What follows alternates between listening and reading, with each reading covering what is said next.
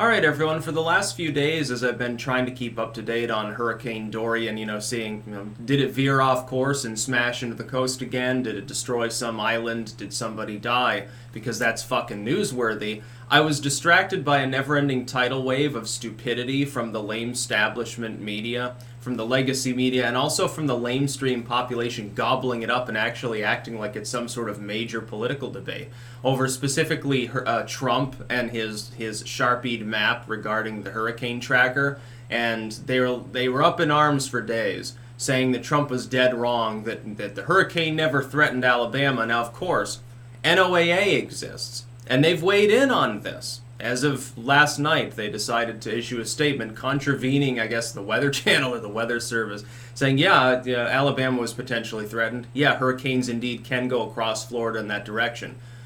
Any fucker that's been paying attention to hurricanes for more than a few years understands the unpredictability of hurricane modeling. Just because there's only a couple of models showing one thing and everyone else is showing something else doesn't mean there isn't still a chance of that happening. By the way, if the hurricane had jumped Florida, ended up in the Gulf of Mexico, and scraped along the coast there, it could have done catastrophic amounts of damage. We're already lucky.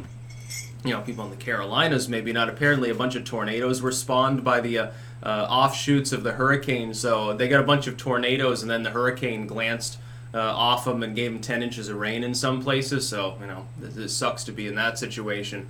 Hardest hit, of course, so far has been the Bahamas. Now they're saying it could nick the side of Canada and make landfall up in Nova Scotia as a tropical storm or something, up around Halifax or whatever. And it's very, very strange, and the storm's been acting erratically.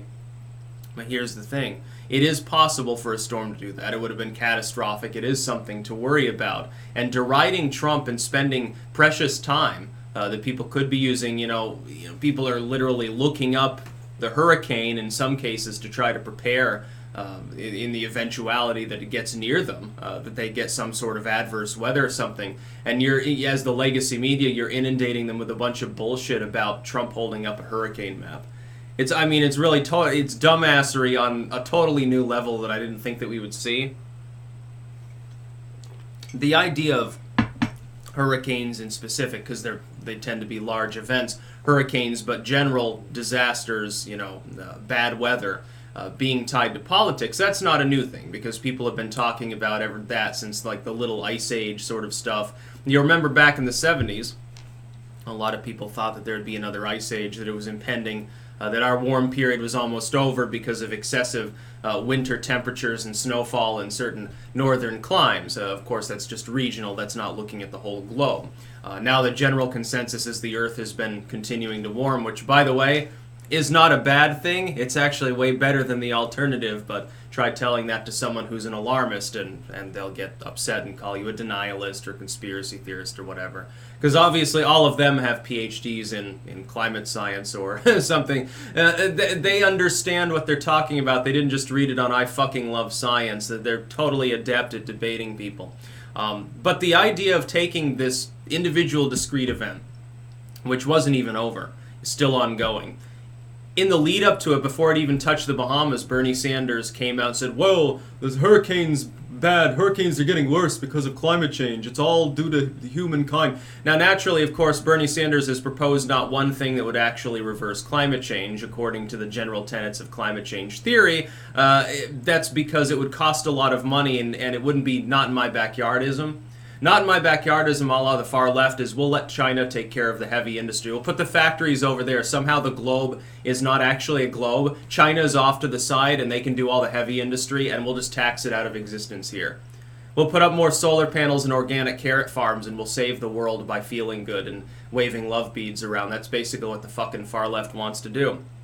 But before the hurricane even struck, it was politicized, specifically a la climate change. The second that Trump came out and held up this map, everyone jumped down his throats, and for days they said, well, he's not backing down, he's not backing down. It's because he wasn't wrong. And somehow that ended up political. Like, do you honestly think that Trump holding up a map and showing one of the particular projections that showed the possibility of it crossing Florida, that's a political stunt? It wasn't political. It had nothing to do with anything other than the hurricane itself until the legacy media decided to chomp down on what apparently was bait by Trump by taking some singular projection and marking it on a map and using that as his infographic. I guess knowing full well that the legacy media is fucking stupid enough to take the bait. Unfortunately, what this does is it disenfranchises the general population. By the way, it's funny, because I think somebody messaged me about the fact that they were banned from Twitter. They can't get like NOAA alerts and stuff like that. Like there's a quake and they're fucked. There's a hurricane and they're fucked. And NOAA, I guess, understands things more than, weather.com or Weather Channel or whatever the fuck it was. National bullshit service. Yeah. Ask them if their forecast, once they develop forecast models that are accurate 3 days out, then you can ring me on the phone and I'll take what you say seriously. Until then, I think NOAA has a better track record than any other discrete group overall at understanding hurricane movements, and they're backing Trump. Even NPR is having to report. Is he going to get an apology from Don Lemon, by the way, who raked him over the coals and started rambling incoherently about the issue?